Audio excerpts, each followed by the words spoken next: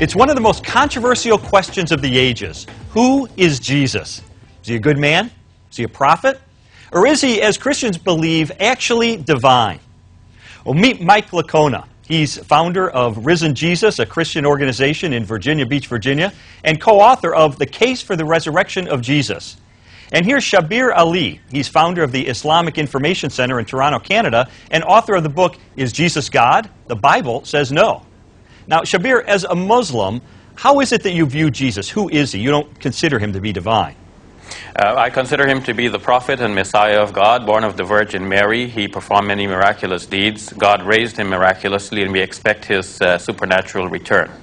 But he is not the Son of God. He is not divine in any way. And no. Okay, Michael, now you're making the affirmative claim that Jesus is indeed divine. Now, that's an easy claim to make, but what evidence do you have that he believed that and that he proved it to be true? Well, Lee, scholars have established that within just a few years of Jesus' crucifixion, the early Christians were regarding him as divine, despite the fact that he had been crucified. Now, what on earth would have led them to this type of a belief that was so strong that they were willing to die for it?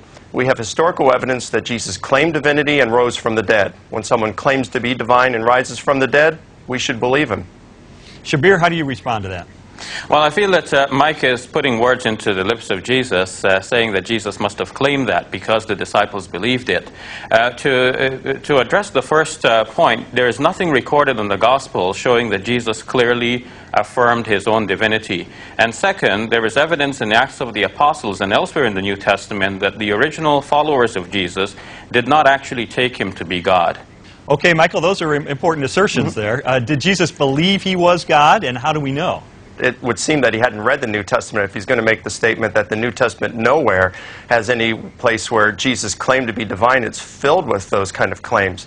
But I think what he's probably referring to are statements that can be historically verified or for which we have good evidence. For example? Well, for example, you've got Mark chapter 14, verses 61 through 64, where Jesus is before the Jewish leaders and the high priest says, "Are you the Messiah, the Son of God?" And Jesus says, "Yes, and you will see the Son of Man coming on the clouds of heaven." That's something in the Old Testament that only God does. "And seated at the right hand of power." In other words, he's claiming to be a co-occupant of God's throne. Shabir, has he convinced you? No, I don't think so, because he's referring to the trial of Jesus before the Jewish Sanhedrin, and this is reported variously in Matthew, Mark, and Luke. In Matthew and Luke's versions, we have it that Jesus did not actually affirm the title. He said, "You are the ones claiming that I am," in essence.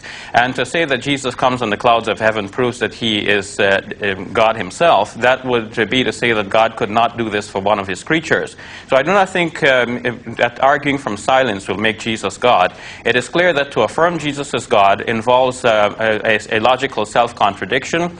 It involves contradiction with the divine scriptures, and it involves also a religious problem. Now, I want to return you to that passage from the trial before the Jewish Sanhedrin. The Sanhedrin asks him, "Are you the Messiah, Son of the living God?" Now, and it says that Jesus said, "I am," in Mark's Gospel, but in Matthew and Luke's account of the same episode, Jesus says, "You say that I am." And unless you can first establish the actual words of Jesus, you cannot build a reasonable commentary on that. Now, it's okay, better but to Shabir, say what does that he say right after that, "You say that I am"? He says, "You will see the Son of Man coming on the clouds of heaven and seated at the right hand of power." I mean, so these you are have to decide. Are you saying that his divinity is based on his saying, "I am," or his saying that he's coming on the clouds of heaven?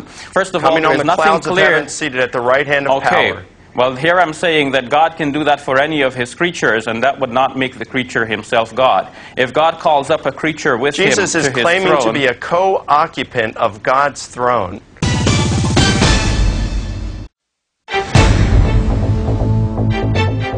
I believe Jesus is God. No, I don't believe Jesus is God. I believe there's a separate... I believe Jesus is the Son of God. I absolutely believe that Jesus is God. I don't think Jesus ever claimed to be God. I think probably he was sort of like a pop star.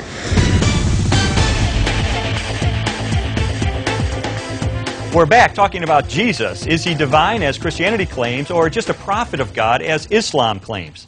Now, Shabir, Mike's been referring to New Testament records that are much closer to the actual life of Jesus than the Quran, which Muhammad recorded some 600 years later. So why should we consider the Quran to be a better historical record when it's so much later than these New Testament accounts? Well, the Quran does not claim to be a better historical record. The Quran claims to reaffirm that teaching which is there in the earlier historical record, namely the Gospels themselves, and it calls upon the people of the Gospel to judge by what God has revealed in the Gospels. And when we look at the Gospels, we see that Jesus throughout was referring to himself as the Son of Man, which means a human being, that he had human limitations, he did not know everything. He said, of that day and hour no one knows, not even the Son, but the Father only. He said, I can of myself do nothing. I do only as the Father has commanded me. Throughout, Jesus is deferring to God, and in fact he falls in his face and he prays to God. All of these are human attributes which the Quran affirms as clear evidence that Jesus was a prophet, he was a human servant and messenger of God. Okay, Michael, those are some very good points that the Quran talks about, refers to in the Gospels. How do you look at the matter?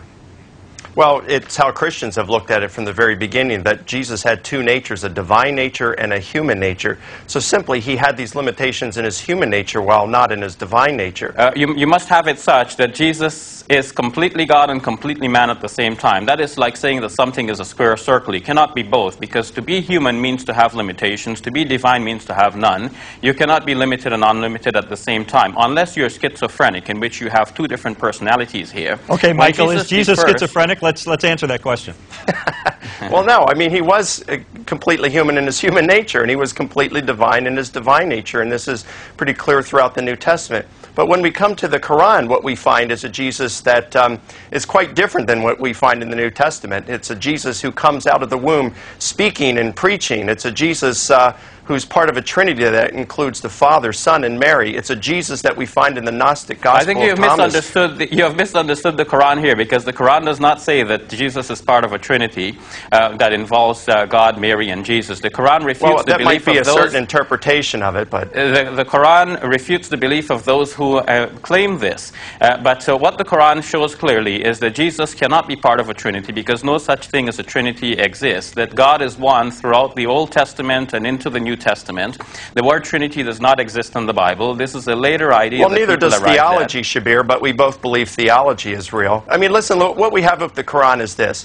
We've got a book that's written 600 years after Jesus, fifth-hand source at best. It's written in a different country, a different culture, in a different language in which Jesus lived. Yeah, Mike, but you're missing the point, because one doesn't need the Quran to affirm that Jesus is a human being and a prophet. The Quran, by affirming that Jesus is a prophet, is not saying something new than what Christians already believe, because the Gospels show that he's a prophet, and Christians, despite believing that Jesus is God, also affirm that he's a prophet. So on that, Christians will agree with the Quran. Shabir, let me ask this then. Where did this idea that Jesus is God come from? Well, the idea that Jesus is God is something that evolved over time. We can see in the pages of the New Testament itself and Acts of the Apostles that people very easily in the Greco-Roman world took people for gods. Shabir, I want to tell you, I've written a 300-page book on the evidence that convinced me as an atheist that Jesus did claim to be the Son of God, and he proved it by returning from the dead. And so my last question to you, and we just have a moment, is what would you say to Christians like me who are absolutely convinced by the evidence that the evidence supports those claims? I would say that you have to start by looking at the logical problems with claiming that Jesus is God, and then interpret the Scriptures in a reasonable way that does not give rise to these logical problems. Okay. To say that he was God and man at the same time is logically self-contradictory. To say he's one of a Trinity is also to introduce another logical contradiction.